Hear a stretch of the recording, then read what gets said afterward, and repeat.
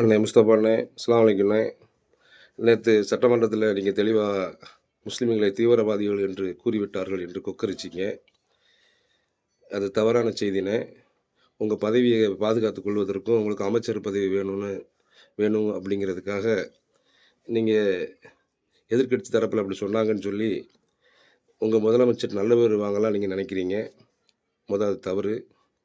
எல்லா ஆட்சியிலயுமே பார்த்தீங்கன்னா, இப்போ திராவிட முன்னேற்றக் கழகம் ஆட்சி செய்யும்போது, இஸ்லாமியர்களுக்கு 2 அமைச்சர் குடுத்தாங்க.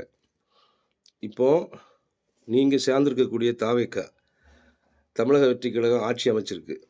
அதில கட்சியை சார்ந்தவங்களுக்கு 2 அமைச்சர் குடுக்கணும். அதில 1 அமைச்சர் தான் குடுத்துருக்காங்க. 1 அமைச்சர் கூட்டணி கட்சிக்கு குடுத்துருக்காங்க. கூட்டணி கட்சிய குடுத்ததுக்கு இது சேராது. கட்சியில சார்பா 2 அமைச்சர் குடுக்கணும்ல? நீங்க என்னைக்காவது கேட்டுருக்கீங்களா? சரி உங்களுக்கு குறைஞ்சது வக்ஃபோர்டு அமைச்சராவது குடுத்துருக்காங்களா உங்களுக்கு? கிடையாது.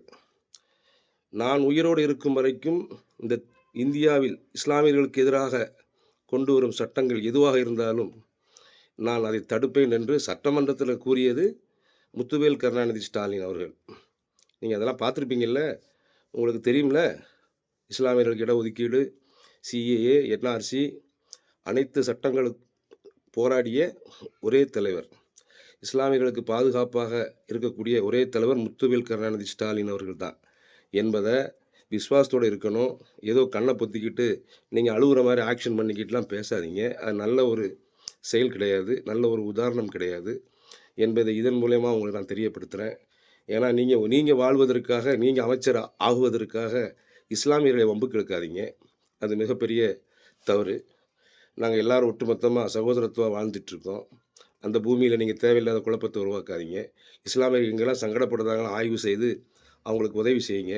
அவங்களுக்காக சட்டமன்றத்தில குரல் கொடுங்க. அது நல்லதா இருக்கும்.